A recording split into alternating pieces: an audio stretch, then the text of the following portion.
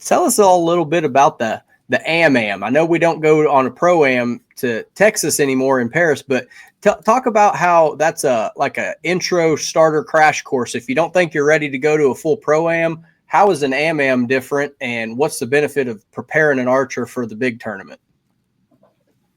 The AMAM is Texas. You got Brad and Tara Timmerman, Texas. Mm-hmm. They really run a great AMAM out there, they really do. Now they got a lot of help.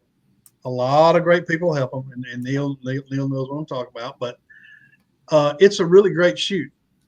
It's I call it a mini national is what it is. It's the same thing as a national shoot. They Brad and Terry's been doing this for so long. They know how a lot of the inner workings are with the actual national event because they help us on so many different levels. Tara keeps scores at the shoot down a lot of times, or she'll be asked to come in and do score entries. And Brad may help. The only thing Brad really hasn't done, and he may actually have at one point in time or another somewhere, has been a range official. So they help us in so many different areas, and so they know how to operate the tournament as well. And but Brad and Tara both will call, and they're like, "Hey, should we do this?" We're like, "Hey, it's a really great shoot. It really is for anyone who, I should say, if anyone is in that area." Now, what I don't suggest is if you're in New York traveling to Texas to shoot the AMAM, and I'm not taking anything against them at all, but if you're going to go to shoot a national event, there's one in Kentucky. And it's really just like, there's really not much difference in the AMAM and the actual true program, other than the fact the pros aren't there. Other than that, it's going to operate almost the same.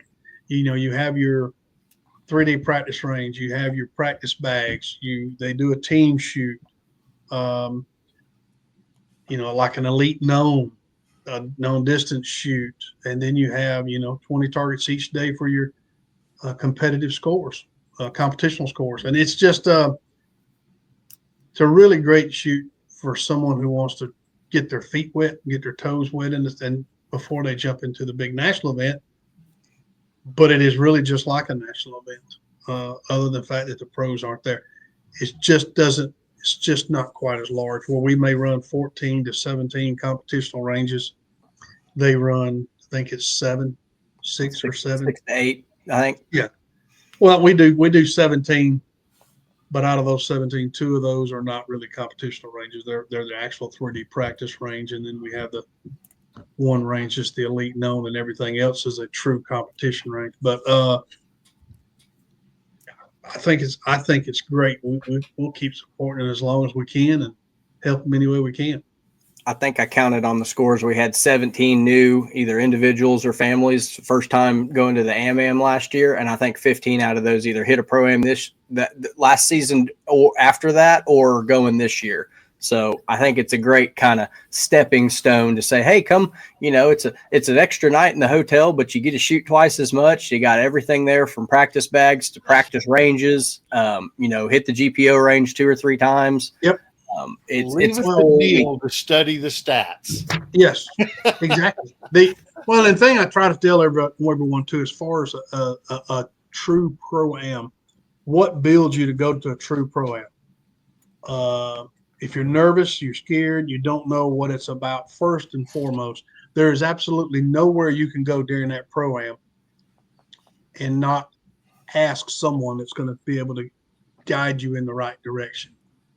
You go to registration trailer, you've never been there before, you go to that registration trailer, the girls there are great. They'll help you in any way you can. You want to go to the range, there's signs telling you which range.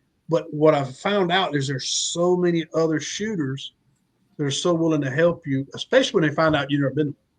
You walk up into a class of guys or in a group of guys, and hey, it's my first time. They bend over backwards to help you. And so please come. But if you want to build up to that, go to your local 3D shoot in whatever state you're in. Shoot for a competition. Actually compete on those 20 targets. Whether it's a qualifier or not, compete for 20 targets. And if you really want to work yourself up to go to a Pro-Am, go back, grab lunch there if they serve lunch, and then go shoot another 20 targets for fun. That sometimes can prepare you to shoot 20 targets. And a day, but then shoot 40 targets for a weekend.